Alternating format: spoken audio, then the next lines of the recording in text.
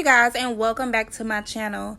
Today I'm bringing y'all a video over knotless box braids. I wanted to do a real-time video to show you guys how I did my knotless box braids. So here you'll see me defining my parts, and I basically use either edge control or shine and jam or some type of pomade to make sure my part is straight and that the hair is sleek and smooth before I even start braiding. So I have that wristband that you see you can find on Amazon, and I'll link it down below. Make sure you guys check out my Amazon storefront. All the products that I use will be located on there. If you're looking for any edge control, hair elixir, anything like that, make sure you check out my website, Artryssaglamtresses.com, and you can find all that there. Now back to the knotless braids, y'all.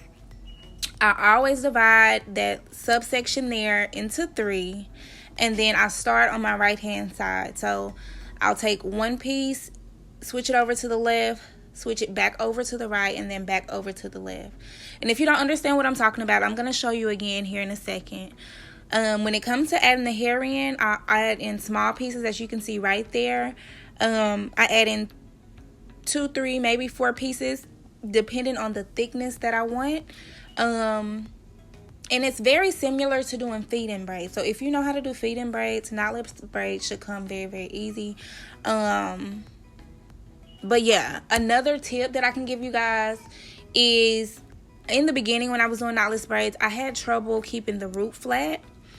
And I learned that if you braid the client's hair down just a tad bit more and then start adding the hair in, it makes a world of difference. So I like to braid her hair down maybe 2 or 3 times before I start adding the hair in, and it looks so much better to me.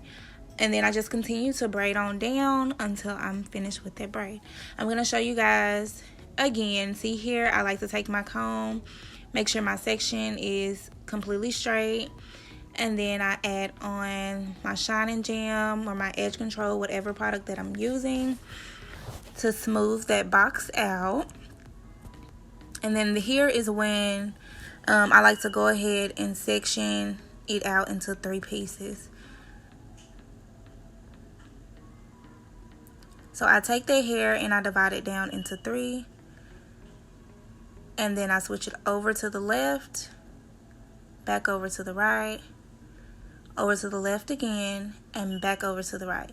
And that's when I start adding the hair in. So I'll start with a very, very small piece.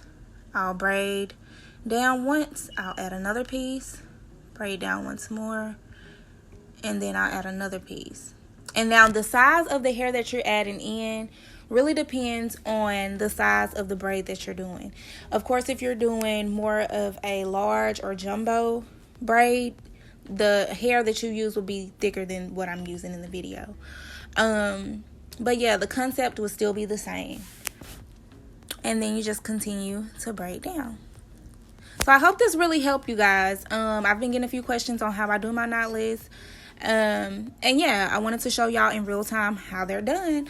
So if you have any more questions, feel free to drop them down below in the comment section. You can hit me up in my email, Artryssaglamtresses.com, or whatever. Let's connect on Instagram, Facebook, all that. I'll see y'all in the next one. Peace.